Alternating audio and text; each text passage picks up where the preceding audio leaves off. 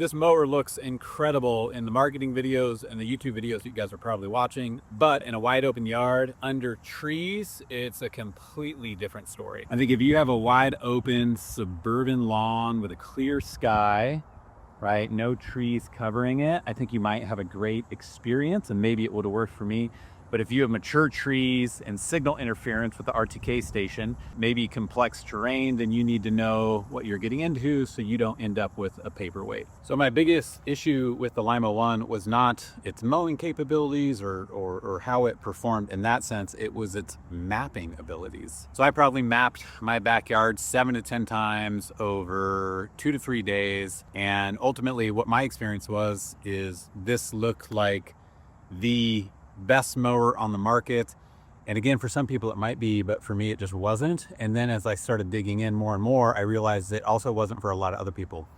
I went down the rabbit hole where I hopped on YouTube, saw a bunch of reviews, saw people who I respected make reviews about it, and maybe they did have a good experience with it. And I know some people did, because some people have bought more than one, and maybe they have 2 or 3. So I'm like, okay, this must just work. But what I ran into, again, I was showing you guys my backyard, is that I could not get this thing to reliably map the backyard. And if it can't map it, it really cannot autonomously mow it, because all it's going to do is continually run into things, or you have to map it in such a way to where you're really pulling it in from any edges or no-go zones. And then at that point, it's kind of like, well, I don't want to give $3,000 to a mower that can't do what the marketing said that it could do. So again, the problem with mapping that I had is that I would map and I would wait for the RTK station. It's a device that you set up in a location that essentially triangulates the location of the mower. It looks like it would connect with satellites. The mower itself connects with satellites.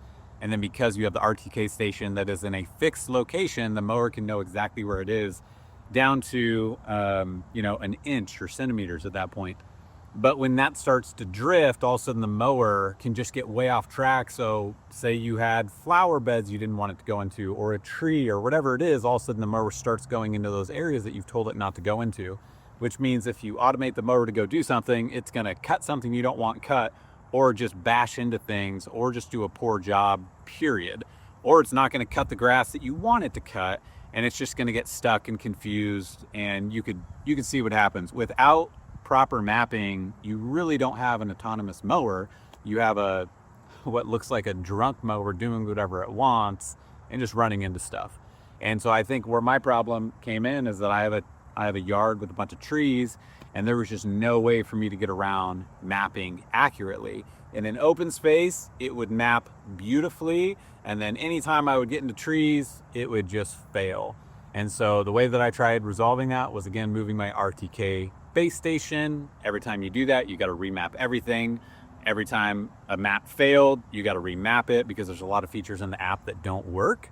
If you want to edit a zone, that doesn't work. If you want to mow a specific spot of a mapped area, that doesn't work. That's a feature that's coming down the road.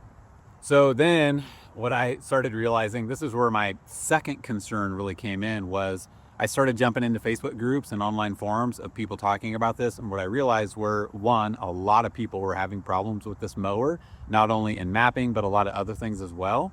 Some people weren't. Their experience was great. I think I saw one post where 50% of the people were like, I'd buy it again. The other 50 were like, I wish I never would have done this. It's a paperweight.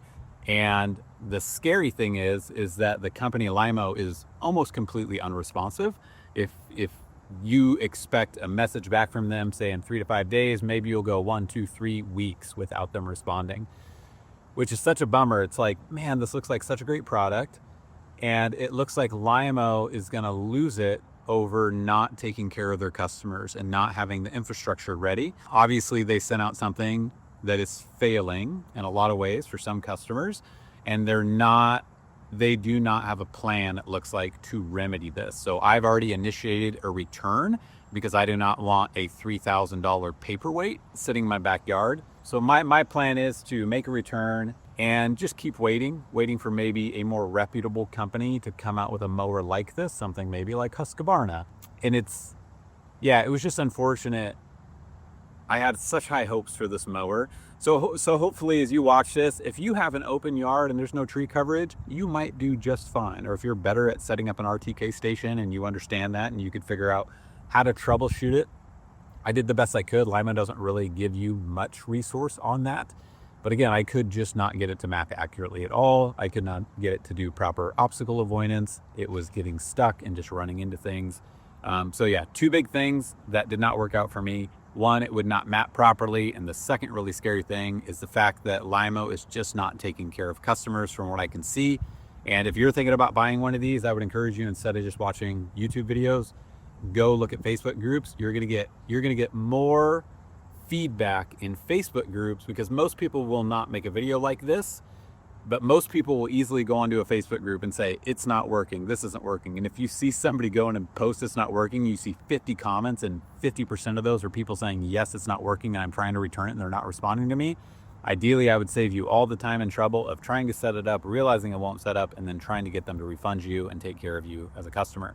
So anyways, hopefully this protects you from it. Again, if you have an open yard, maybe this would work great for you. I wish it would have worked for me, but unfortunately it didn't. So hopefully this video can kind of raise your alarms a little bit and realize that, hey, you should look a little bit deeper into this before you click buy.